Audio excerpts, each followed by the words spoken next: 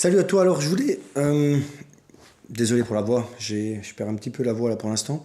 Je voulais tester en fait aujourd'hui un nouveau format en fait pour l'email que j'envoie tous les jours. Je voulais voilà, tester un petit peu le format vidéo. C'est un format que j'ai déjà essayé par le passé. Que j'ai un petit peu mis de côté ici. Voilà, j'ai une nouvelle envie de recommencer la vidéo. Il n'est pas dit que ça va continuer. Les personnes qui me suivent depuis un certain temps savent que j'aime bien changer un petit peu, enfin régulièrement de format. Mais voilà, aujourd'hui pour l'email quotidien, j'avais envie de passer sur ce format vidéo pour voir un petit peu ce que ça donne. Et aujourd'hui, j'aimerais bien t'expliquer un petit peu pourquoi quelque part être un petit peu tu vois, une espèce d'inculte scolaire m'a permis selon moi de réussir. Alors hier, pour ceux qui ont lu le message, ben voilà, j'ai fait un peu une liste un peu particulière puisque j'ai fait une liste de 10 échecs que j'ai connus en tant qu'entrepreneur, et je remercie toutes les personnes qui m'ont envoyé un message suite à ça, parce que ça m'a fait vraiment très plaisir. Maintenant, ce que je voudrais quand même insister, ce sur quoi je voudrais quand même insister, c'est que si j'ai envoyé ce message, c'est pas dans un but de m'apitoyer ou de dire que tout va mal. Au contraire, c'était vraiment dans le but de dire, voilà, il est possible de surmonter différents échecs et des échecs successifs et quelquefois des échecs rapprochés, parce que loi de Murphy oblige, souvent quand il y a un souci, un souci en entraîne un autre. Donc il est possible, voilà, de surmonter un certain nombre d'échecs comme ça consécutifs et de malgré tout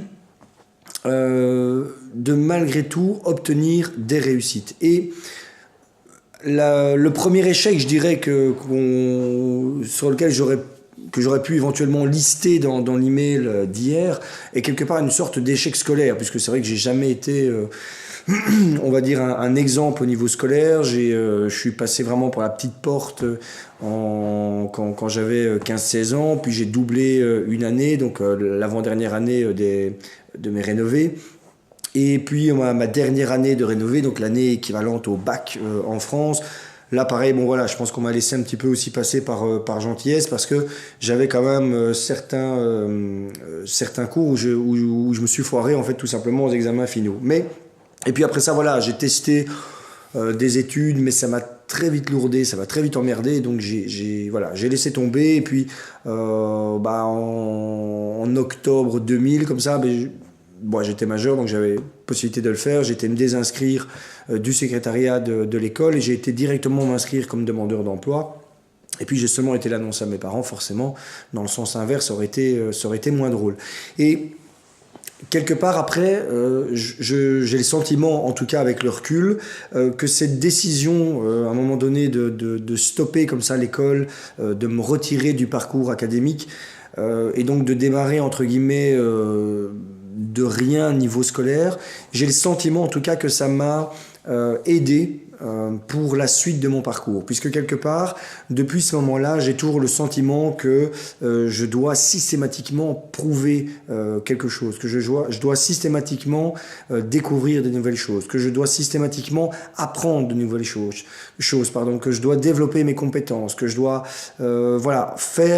essayer de faire mieux que les autres qui ont peut-être des diplômes, etc., etc. Bref, ça peut paraître stupide, mais c'est vrai que avec un petit peu le recul, j'ai le sentiment en tout cas que cette volonté d'apprendre, cette volonté de découvrir de nouvelles choses et de développer constamment mes compétences, que ce soit par les formations, par les bouquins, mais aussi tout simplement par le fait d'entrer en action, de tester des projets, certains qui réussissent, d'autres qui ratent, ça vient vraiment de ce point de départ qui est que je n'ai pas fait d'études, que j'ai un parcours académique qui est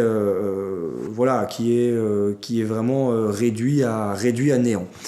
Et alors, je ne dis pas ça dans le sens qu'il faut ne pas faire d'études et que les personnes qui ont fait des études ne peuvent pas réussir, mais ce que je veux essayer de te faire comprendre par le message d'aujourd'hui, par l'email d'aujourd'hui, c'est qu'au fond, de tout ça, qu'est-ce que je retiens ?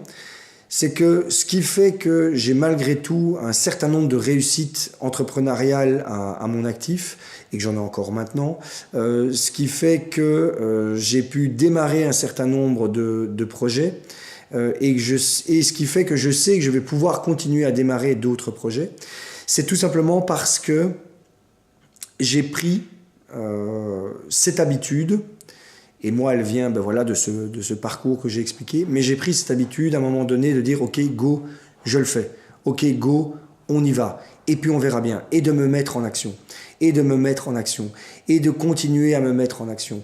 Et donc à un moment donné, de se dire, il ne faut jamais arrêter de se mettre en action, parce que tant qu'on est en action, tant qu'on est en mouvement, on avance, on ne peut qu'avancer. Et même si à un moment donné on trébuche, à partir du moment où on a cette habitude de se mettre en action, eh bien on va tout simplement se relever, et on va aller vers l'action suivante, et on va aller vers le projet suivant.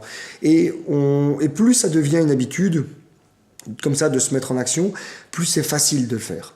Donc ce que je voudrais vous dire aujourd'hui pour conclure sur cet email, c'est que voilà, si à un moment donné, vous avez quelque chose en tête, vous avez un projet en tête, vous voulez lancer quelque chose, mais vous avez le sentiment de ne pas avoir toutes les réponses à vos questions, que vous avez le sentiment que les choses ne sont pas encore suffisamment claires dans votre esprit.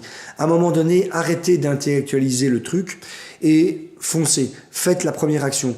Aussi petite soit cette première action, mais faites-la, parce que c'est le fait de démarrer cette première action qui va vous donner l'impulsion nécessaire pour poursuivre les actions suivantes. Et donc au final, c'est comme ça que vous allez pouvoir réussir à démarrer des projets, à concrétiser des projets et à tout simplement atteindre les objectifs que vous vous êtes fixés.